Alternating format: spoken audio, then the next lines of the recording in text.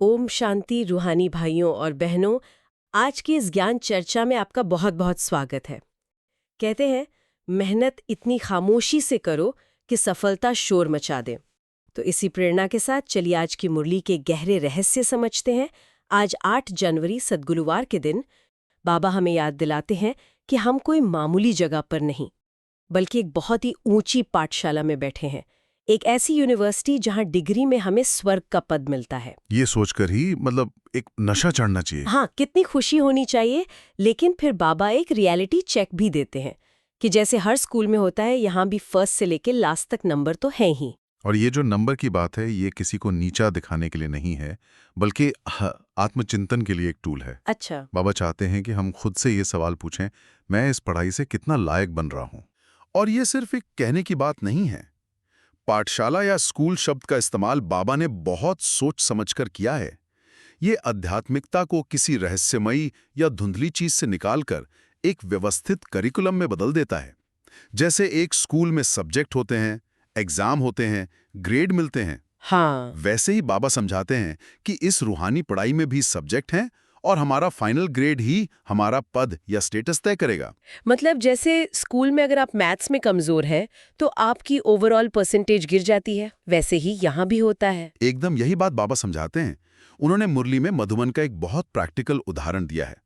मान लीजिए कोई व्यक्ति समर्पित है, किसी डिपार्टमेंट का इंचार्ज भी है, बहुत अच्छी सेवा करता है, लेकिन अगर वो ज्ञान योग में कमजोर है या सुबह अमृत वेला में नहीं उठता, जो इस पढ़ाई का एक जरूरी नियम है, तो बाबा कहते हैं उसे पद कम मिलेगा। अच्छा। ये साफ दिखाता है कि बाहरी जिम्मेदारी या सेवा का दिखावा उतना मायने नहीं रखता जितनी आंतरिक स्थिति और अनुशासन की स्थिरता मायने रखती है। अच्छा, तो इसका मतलब है कि आपकी पोजीशन या आपकी सेवा का टैलेंट भी आपको पास कराने की गारंटी नहीं है। नहीं है? अगर आप कोर सब्जेक्ट्स में फेल हो रहे हैं तो फिर इस स्कूल का सबसे जरूरी, सबसे महत्वपूर्ण सब्जेक्ट कौन सा है? सबसे पहला और सबसे महत्वपूर्ण विषय है पवित्रता। बाबा कहते हैं कि हमने बाप को बुलाया ही इसलिए है कि हे पतित पावन आओ, यानी हमें पतित से पावन बनाओ। तो ये तो मेन सब्जेक्ट हुआ। सही बात है। और बाबा जानते हैं कि ये सबसे मुश्किल भी है। मुरली में वो कहते हैं कि बच्चे खुद महसूस करते हैं जब उनकी क्रिमिनल आय काम करती है। क्रिमिनल आय, ये बहुत ही स्ट्रॉन्ग फ्रेज है। इसका असल में मतलब क्या है? ये सिर्फ बुरी नजर रखने तक सीमित है या इसका कोई और गहरा मतलब है? इसका मतलब बहुत गहरा है। क्रिमिनल आई का मतलब है वो दृष्टि जो किसी दूसरे इंसान को एक आत्मा के रूप में नहीं, बल्कि सिर्फ एक शरीर के रूप में देखती है, ओहो। जिसमें कोई कामना, वासना या विकार छिपा हो। बाबा इसे क्रिमिनल या अपराधी इसलिए कहते हैं क्योंकि ये आत्मा की असल पहचान और सम्मान के खिलाफ एक अपराध जैसा है। ये उस डिवाइन लाइट को अनदेखा करना है जो हर एक के अंदर है। और बाबा कहते हैं कि बच्चे खुद चिट्ठियों में लिखते हैं कि बाबा हम इस विषय में कमजोर हैं, हमने हार खाई। और ये ईमानदारी ही शायद सुधार का पहला कदम है। बिल्कुल यही पहला कदम है। और बाबा इस मुश्किल विषय को पास करने का रास्ता क्या बताते हैं? रास्ता बहुत सीधा है, लेकिन उस पर चलने के लिए लगन चाहिए। बाबा कहते हैं बच्चों मामेकम याद करो और पवित्र बनो, तो इन लक्ष्मी नारायण के घराने में जा सकते हो। मामेकम याद करो मतलब सिर्फ एक बाप की याद ही वो आग है, वो शक्ति है जो इन विकारों को भस्म कर सकती है। ये सिर्फ एक नियम नहीं है, बल्कि उस सबसे ऊंचे पद को पाने की मुख्य योग्यता है। आपकी याद की शक्ति ही आपकी पवित्रता की गारंटी बनती है। ठीक है, तो पवित्रता इस स्कूल का सबसे जरूरी सब्जेक्ट है, लेकिन हर सब्जेक्ट में कोई ना कोई मुश्किल परीक्षा तो होती ही है। यहाँ पर जैसा हमने शुरू में सवाल उठाया था, बाबा सबसे बड़ी चुनौती किसे बताते हैं? यही इस मुरली का सबसे, आप कह सकते हैं, चौंकाने वाला हिस्सा है। बाबा कहते हैं कि दुनिया के स्कूलों में तो मास्टर सजा देते हैं, डांटते हैं, लेकिन बाप तो प्यार का सागर है, सुखदाता है, वो कुछ नहीं कहते। हाँ। यहां सजा देने वाला कोई बाहर नहीं है, यहां सबसे बड़ी दुश्मन है माया। माया? और माया कोई सींगों वाला शैतान नहीं है, बल्कि हमारे अपने पुराने संस्कार, पुरानी आदतें और दुनिया का आकर्षण है। और इसी माया के बारे में बाबा मुरली में एक ऐसी लाइन कहते हैं जिसे सुनकर सच में रोंगटे खड़े हो जाते हैं। वो कहते हैं, आश्चर्यवत सुनंती, अपने को शिव बाबा की संतान कहलावंती, औरों को सुनावंती, कथंती, फिर भागंती, अर्थात ट्रेटर बनंती। ट्रेटर यानी देशद्रोही या गद्दार। ये तो बहुत ही भारी शब्द है। बहुत भारी। इसका मतलब है कि लोग आश्चर्य से इस ज्ञान को सुनते हैं, खुद को गर्व से शिव बाबा का बच्चा भी कहते हैं, दूसरों को लेक्चर भी देते हैं, लेकिन फिर रास्ते से ऐसे हट जाते हैं जैसे कभी इस पे थे ही नहीं। वे माया के प्रभाव में आकर ट्रेटर बन जाते हैं। और सबसे बड़ी चेतावनी यह है कि ऐसा सिर्फ कमजोर लोगों के साथ नहीं होता। नहीं, बाबा कहते हैं अच्छे अच्छे होशियार भी चले जाते हैं। मुरली में इसका कोई उदाहरण भी है? हाँ, और वो उदाहरण दिल दहलाने वाला है। बाबा एक समर्पित बीके भाई का जिक्र करते हैं जो डायबिटीज के डॉक्टर थे। एक डॉक्टर, एक प्रोफेशनल व्यक्ति जो बहुत अच्छी सेवा करते थे, शानदार भाषण करते थे, जिनकी बातों से लोग प्रेरित होते थे। लेकिन बाबा कहते हैं आज वो है ही नहीं। क्या मतलब? माया उन्हें कच्चा खा गई। ये बात मुझे सोचने पर मजबूर करती है। इसका मतलब ये है कि ज्ञान का हुनर, अच्छी स्पीच देने की कला या सेवा में ऊंचा पद भी सुरक्षा की गारंटी नहीं है। बिल्कुल नहीं। फिर आखिर वो कौन सी एक चीज है जो इंसान को माया से बचाए रखती है, अगर टैलेंट भी काफी नहीं है तो? यही सबसे बड़ा रहस्य है। वो एक चीज है निरंतर और सच्ची याद। वो डॉक्टर शायद ज्ञान सुनाने में बहुत होशियार थे, लेकिन हो सकता है कि उनकी व्यक्तिगत साधना, वो जो बाप के साथ दिल का कनेक्शन है, उसमें कहीं ढील आ गई हो। अच्छा। माया हमेशा वहीं हमला करती है जहां कनेक्शन कमजोर होता है। ये एक बहुत बड़ी चेतावनी है कि हमें बाहरी दिखावे या सेवा की सफलता के अहंकार में नहीं आना चाहिए, बल्कि अपनी आंतरिक स्थिति को रोज चेक करना चाहिए। तो इसका मतलब है कि स्कूल में आपका पास होना या फेल होना पूरी तरह से इस एक दुश्मन माया से लड़ने की आपकी ताकत पर निर्भर करता है? बिल्कुल। तो फिर इस लड़ाई के नतीजे को बाबा कैसे परिभाषित करते हैं? भाग्यशाली कौन है और दुर्भाग्यशाली कौन? बाबा इसका जवाब भी बहुत सीधा और सरल देते हैं। वो कहते हैं अपनी चलन यानी अपने व्यवहार को देखो। चलन को देखो। हाँ, जिनकी चलन देवताओं जैसी है, जो हर किसी को सुख देते हैं, जिनके बोल और कर्म सुकून देते हैं, वो हैं पद्मा पदम भाग्यशाली, यानी सुपर लकी। और दुर्भाग्यशाली? और जो फेल हो जाते हैं, जो ज्ञान में आने के बाद भी सबको दुख देते रहते हैं, जिनकी बातों में कड़वाहट है, जिनके कर्मों से दूसरे को तकलीफ होती है, सुख देना तो जानते ही नहीं, वे सिर्फ दुर्भाग्यशाली नहीं बल्कि महान दुर्भाग्यशाली बन जाते हैं। महान दुर्भाग्यशाली। बाबा कहते हैं कि कुछ तो यज्ञ में समर्पित होने के बाद भी सुख देना नहीं जानते, तो उनकी क्या हालत होगी? वो पहले से भी बदतर, लोहे से भी खराब बन जाते हैं। ये तो बहुत प्रैक्टिकल बात है। हम अपनी रोजमर्रा की जिंदगी में भी देखते हैं, चाहे ऑफिस हो या परिवार। हाँ, हर जगह। कुछ लोग ऐसे होते हैं जिनकी मौजूदगी ही पॉजिटिव वाइब देती है। वो हमेशा दूसरों की मदद करते हैं, मीठा बोलते हैं, सब उन्हें पसंद करते हैं। एकदम। और कुछ ऐसे होते हैं जो हमेशा शिकायत करते हैं, दूसरों में गलतियां निकालते हैं और लोग उनसे दूर भागते हैं। बाबा इसी बेसिक इंसानी व्यवहार को भाग्य से जोड़ रहे हैं। बिल्कुल। आपका व्यवहार ही आपके भाग्य का आईना है। आप बाहर से कितने भी ज्ञानी दिखें, लेकिन अगर आपकी आदतों से किसी को दुख मिल रहा है, तो आप उस ऊंचे पद के लायक नहीं बन सकते। सही बात। इसीलिए बाबा आखिर में कहते हैं, बच्चे अपनी अच्छी रीति संभाल करो। अपनी अच्छी रीति संभाल करो, यानी टेक केयर ऑफ योरसेल्फ, अपने आप को संभालो। कभी भी मिथ्या अहंकार में नहीं आओ, यानी झूठे घमंड में मत आओ। अच्छा। ये घमंड हो सकता है अपनी सेवा का, अपनी पोजीशन का, अपने ज्ञान का। जैसे ये अहंकार आता है, माया को दरवाजा मिल जाता है। और दूसरी बात बहुत गहरी और मार्मिक है। बाबा कहते हैं इस रथ का भी पूरा पूरा रिगार्ड रखो। इस रथ का मतलब? यहाँ रथ का मतलब है ब्रह्मा बाबा का शरीर, जिसके द्वारा शिव बाबा ने ये ज्ञान सुनाया। बाबा याद दिलाते हैं कि इस शरीर ने, इस व्यक्ति ने कभी किसी से गाली नहीं खाई थी, सब उनसे प्यार करते थे। लेकिन जब भगवान ने उनका माध्यम बनाया, तो देखो कितनी गालियां खानी पड़ती हैं, कितने अपमान सहने पड़ते हैं। ये तो बहुत बड़ा त्याग है। बहुत बड़ा। ये त्याग और समर्पण का एक बहुत बड़ा सबक है। यह हमें सिखाता है कि जिस माध्यम से हमें इतना खजाना मिला, उसका हमेशा दिल से सम्मान करना चाहिए। और माया से बचने का जो अल्टीमेट उपाय है, क्या उसे बाबा फिर से दोहराते हैं? हाँ, अंत में फिर से वही बात आती है। रावण या माया सबसे पहले बुद्धि पर ताला लगाती है। बुद्धि पर? बुद्धि को ही पतित बना देती है। और इसका एकमात्र इलाज है बाप की याद। बाप की याद के बिना वो क्रिमिनल आंखें कभी बदल नहीं सकती।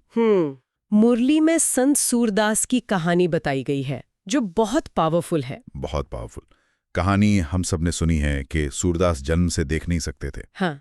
पर उनकी भक्ति इतनी तीव्र और सच्ची थी कि भगवान ने प्रसन्न होकर उन्हें आंखें दे दी। अब यहाँ कहानी का सबसे इंटरेस्टिंग पार्ट आता है। कोई भी सामान्य व्यक्ति आंखें पाकर खुश हो जाता, दुनिया देखना चाहता। बिल्कुल, वो तो सबसे बड़ा वरदान होता।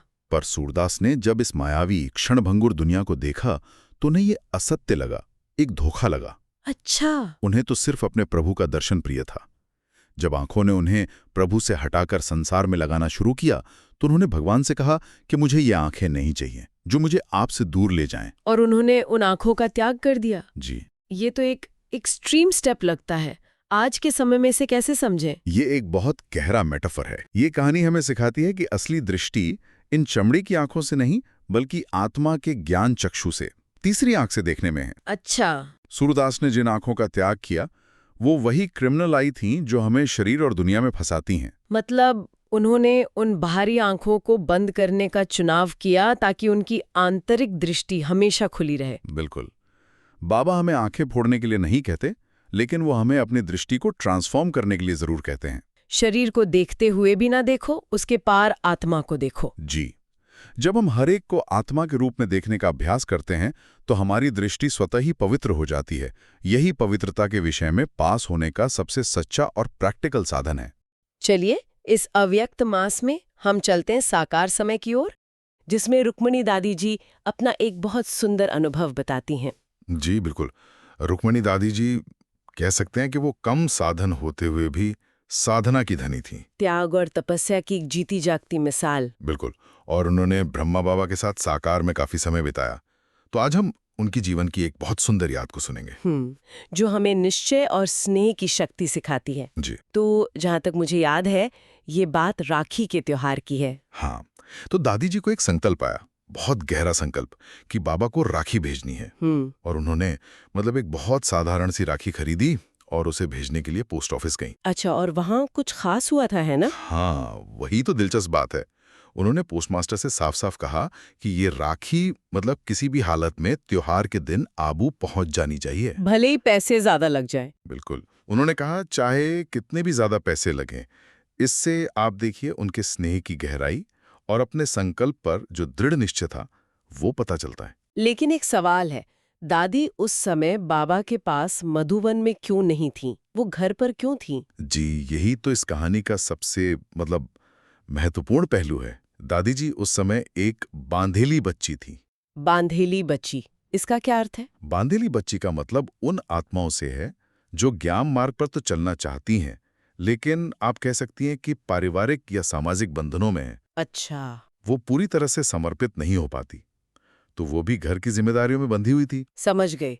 तो ये राखी भेजना उनके लिए सिर्फ एक रस्म नहीं थी, बल्कि अपने बंधनों के बावजूद बाबा से जुड़े रहने का एक तरीका था। बिल्कुल, एक जरिया था। तो फिर क्या हुआ? क्या राखी समय पर पहुंची? हाँ, राखी बिल्कुल सही समय पर मधुबन पहुंच गई और वहां जो हिस्ट्री हॉल है वहां बाबा के लिए आई सभी राखियों को सजा कर रखा गया था। तो जब बाबा हॉल में आए और एक एक करके राखियों को देख रहे थे, अचानक उनकी नजर दादी की उस साधारण सी राखी पर पड़ी।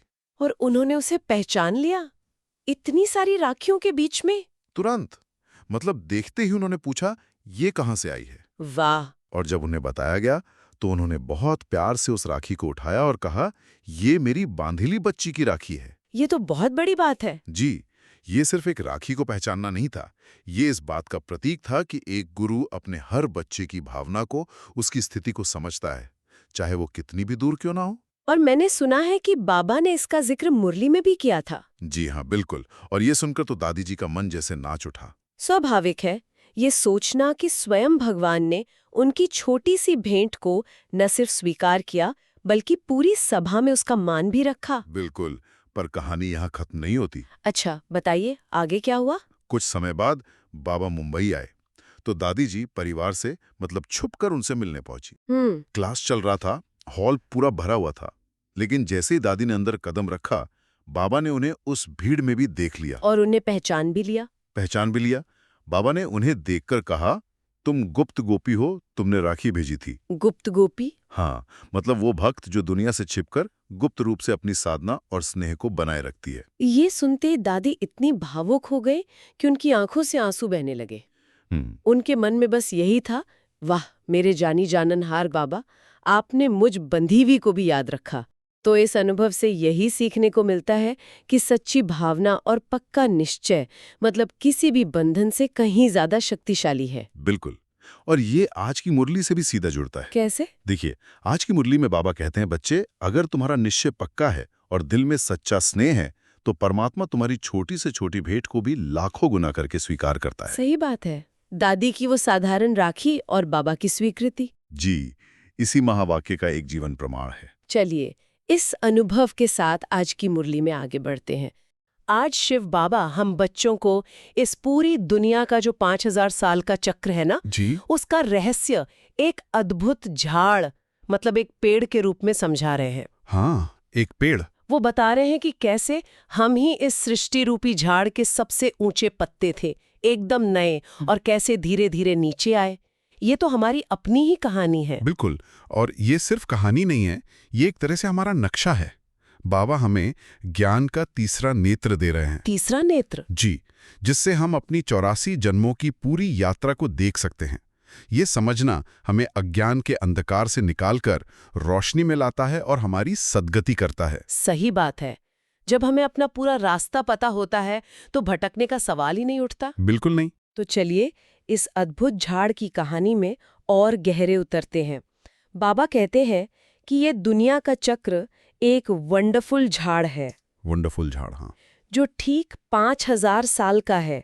बाबा कहते हैं इसमें 1 सेकंड का भी फर्क नहीं पड़ सकता। 1 सेकंड का भी नहीं। और सबसे दिलचस्प बात, इस विशाल झाड़ का बीज यानी इसके रचयिता वो स्वयं वृक्षपति शिव बाबा हैं। ये समझने वाली बहुत बहुत गहरी बात है। सोचिए, एक छोटे से बरगद के बीज में पूरे विशाल पेड़ की जानकारी छिपी होती है। हाँ, सब कुछ। उसकी जड़ें, तना, टहनियां, पत्ते, सब कुछ। ठीक वैसे ही परमपिता परमात्मा शिव उनमें सारे ज्ञान का सार है। और बाबा आत्मा के लिए भी यही कहते हैं, है ना? जी, बाबा हमें अपनी तरफ इशारा करते हुए कहते हैं कि देखो, आत्मा भी कितनी छोटी है, एक स्टार की तरह, लेकिन 84 जन्मों का पाठ कितना महान बजाती है। बाबा ने यहाँ एक बहुत अच्छा पॉइंट उठाया है। दुनिया में लोग अक्सर किसी महान व्यक्ति को देखकर कहते हैं, जैसे विवेकानंद के लिए कहा गया कि उनमें कोई ज्योति समा गई। बिल्कुल। लेकिन बाबा इस बात को स्पष्ट करते हैं कि महिमा किसी मनुष्य की नहीं हो सकती। असली महिमा तो देवताओं की है, जिन्होंने पवित्रता की धारणा से वो पद पाया। हाँ, और उन सब से ऊपर सबसे बड़ी महिमा उस एक शिव बाबा की है जो हम साधारण आत्माओं को देवता बनाने का ज्ञान देते हैं। और इसका हमारी रोजमर्रा की जिंदगी से सीधा संबंध है। हम अक्सर लोगों के बाहरी व्यक्तित्व, उनके चमत्कारों या उनकी प्रसिद्धि से बहुत जल्दी प्रभावित हो जाते हैं। बहुत जल्दी। लेकिन बाबा हमें सतह से हटाकर जड़ को देखने की दृष्टि दे रहे हैं। हमारा लक्ष्य किसी व्यक्ति को फॉलो करना नहीं है, सही, बल्कि एक शिव बाबा की याद में रहकर खुद को लक्ष्मी नारायण जैसा सर्वगुण संपन्न देवता बनाना है। इसीलिए बाबा कहते हैं कि जयंती भी सिर्फ एक शिव की मनाओ, क्योंकि रचयिता एक ही है। एक ही है, बाकी सब रचना है। बिल्कुल सही। और फिर बाबा हमें हमारा असली परिचय याद दिलाते हैं, जिसे कहते हैं तत्वम। तत्वम मतलब तुम ही वो थे, तुम ही सतयुग में विश्व के मालिक सूर्यवंशी चंद्रवंशी राजा रानी थे। और 84 जन्मों के चक्र में नीचे उतरते उतरते आज इस स्थिति में पहुंचे हो। ये किसी और की नहीं, हमारी अपनी आत्मकथा। हमारी अपनी। और बाबा चाहते हैं कि ये ज्ञान हमारी बुद्धि में हर समय घूमता रहे। उन्होंने एक बहुत सुंदर शब्द इस्तेमाल किया है। कौन सा? चैतन्य लाइट हाउस। वाह, चैतन्य लाइट हाउस। जैसे एक लाइट हाउस अंधेरे में समुद्र में जहाजों को रास्ता दिखाता है, वैसे ही हमें अपने ज्ञान के प्रकाश से, अपनी शांत और शक्तिशाली स्थिति से, बिल्कुल अपने व्यवहार से दूसरों को रास्ता दिखाना है। ये सिर्फ अपने लिए नहीं, बल्कि विश्व सेवा के लिए है। यहाँ पर एक बात दिल को छू जाती है। बाबा ये सब हमारे लिए निष्काम भाव से करते हैं। बिल्कुल निष्काम। वो कहते हैं मैं रजाई नहीं करता हूँ, तुमको देता हूँ। वो हमें इतना ऊंचा उठाते हैं कि अपने सिर पर बिठाते हैं। ऐसे पिता को तो हर पल प्यार से याद करना चाहिए। ये निस्वार्थ प्रेम का सबसे बड़ा और एकमात्र सच्चा उदाहरण है। हम्म, दुनिया के हर रिश्ते में, चाहे वो कितना भी अच्छा क्यों ना हो, हाँ, कहीं ना कहीं सूक्ष्म स्वार्थ छिपा होता है। हम्म, लेकिन बाबा की सेवा पूरी तरह निष्काम है। हम्म। वो हमें हमारी ही खोई हुई प्रॉपर्टी, हमारा विश्व का राज्य वापस दिला रहे हैं। और बदले में कुछ नहीं चाहते। कुछ भी नहीं। हम्म, वो तो हमें नंबर 1 पवित्र से नंबर लास्ट अपवित्र बनने तक की पूरी कहानी का राज बताते हैं, हम्म, ताकि हम फिर से नंबर 1 बन सकें। यहाँ तक ज्ञान समझना बहुत सहज और अच्छा लगता है, लेकिन बाबा हमें एक चेतावनी भी देते हैं। हाँ, ये बहुत जरूरी है। वो कहते हैं कि माया के तूफान तो अंत तक आएंगे, उनसे घबराना नहीं है। अंत तक। खासकर बाबा क्रोध के भूत से बहुत सावधान रहने को कहते हैं। उन्होंने कहा कि क्रोध करने से हमारी शक्ल बदल जाती है, आसुरी बन जाती है। और हमारा लक्ष्य तो लक्ष्मी नारायण जैसी दैवी सूरत वाला बनना है। बिल्कुल बाबा दो सबसे बड़े दुश्मनों की बात करते हैं जी। जो हमारी इस यात्रा में सबसे बड़ी रुकावट है। कौन से हैं वो? पहला है देह अभिमान यानी अहंकार। जी। बाबा का महावाक्य है, अहंकार आया ये मरा। ये मरा। जैसे ही हमारे अंदर मैंपन आता है कि मैंने ये किया, मुझे सब पता है, उसी पल हम बाबा की श्रीमत यानी उनकी दिव्य सलाह का उल्लंघन करने लगते हैं। और इसका सीधा असर ये होता है कि हम उन्हें याद ही नहीं कर पाते। याद का कनेक्शन ही अहंकार की वजह से टूट जाता है। ये तो हम अपनी प्रोफेशनल और पर्सनल लाइफ में भी देखते हैं ना। जी हाँ। जिस व्यक्ति में अहंकार आ जाता है, हाँ, वो सीखना बंद कर देता है। वो किसी की सही सलाह भी नहीं सुनता, वो अपनी एक दुनिया बना लेता है। कि अहंकार हमें ज्ञान के सागर, हमारे पिता से ही दूर कर देता है। और दूसरा बड़ा दुश्मन है काम विकार।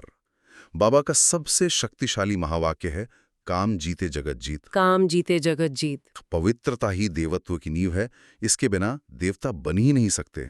बाबा इस बात को समझते हैं कि बच्चों को, खासकर बच्चियों को, इसके लिए समाज में कितना संघर्ष करना पड़ता है। हाँ, मुरली में बाबा ने जिक्र किया है कि कैसे पवित्र रहने के लिए बच्चियों पर अत्याचार भी होते हैं। जी, लेकिन जो इस सबसे बड़े विकार पर विजय पाते हैं, वही असल में जगतजीत बनते हैं और दुनिया के लिए एक मिसाल कायम करते हैं। अब बाबा अंत समय के एक दृश्य का बहुत अनोखा उदाहरण देते हैं जो सुनने में शायद अजीब लगे।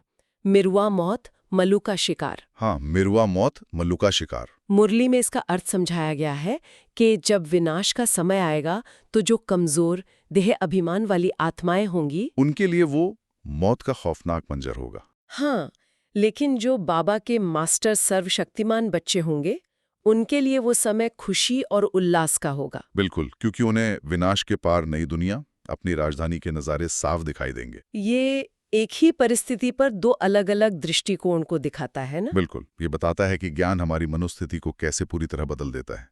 जैसे एक छात्र जिसने साल भर पढ़ाई की है, उसके लिए परीक्षा का दिन एक अवसर होता है। हाँ, अपनी योग्यता दिखाने का, और जिसने नहीं पढ़ा उसके लिए वो डर का दिन होता है। सही बात। ठीक वैसे ही जो ज्ञानी आत्माएं हैं, वो जानती हैं कि इस पुरानी दुनिया के खत्म होने के बाद हमारी नई सतयुगी दुनिया आने वाली है। तो वो डरने के बजाय खुशी से तैयारी करती है। बिल्कुल। वाह, ये तो बहुत शक्तिशाली स्थिति है और इसी स्थिति को बनाने में आज का वरदान हमारी मदद करेगा। जी, आज का वरदान बहुत सुंदर है। बाबा आज वरदान में कहते हैं, ऑलमाइटी बाप के अथॉरिटी से हर कार्य को सहज करने वाले सदा अटल निश्चय बुद्धि भव।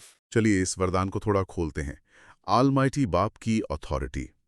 अथॉरिटी का मतलब है अधिकार और शक्ति। अधिकार और शक्ति। हमें ये अटल निश्चय रखना है कि जो भी कार्य हम कर रहे हैं वो एक साधारण आत्मा के रूप में नहीं, बल्कि सर्वशक्तिमान बाप की अथॉरिटी से कर रहे हैं। इसका कोई उदाहरण? जैसे कोई राजदूत जब दूसरे देश में बात करता है तो वो अपनी व्यक्तिगत हैसियत से नहीं, बल्कि अपने पूरे देश की शक्ति और अधिकार के साथ बात करता है। अच्छा, बाबा ने साइंस का भी उदाहरण दिया, जैसे आजकल के सुपर कंप्यूटर या एआई। हाँ, कितने भी मुश्किल सवालों का जवाब चुटकियों में बहुत सहजता से दे देते हैं।